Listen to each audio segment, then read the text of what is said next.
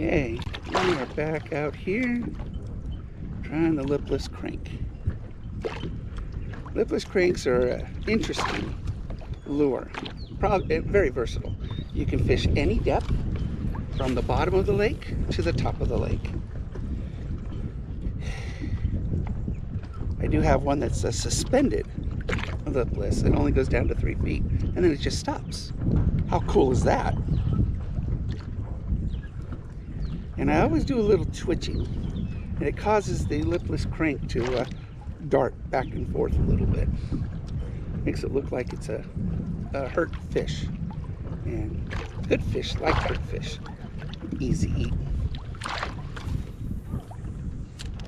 Easy eating.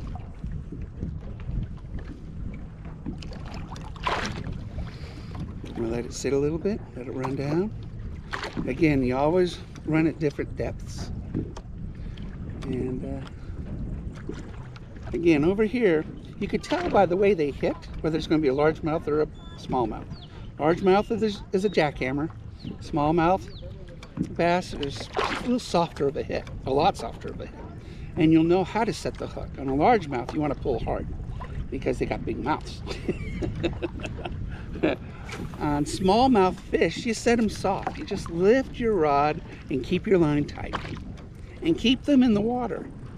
It's really important. Keep them in the water.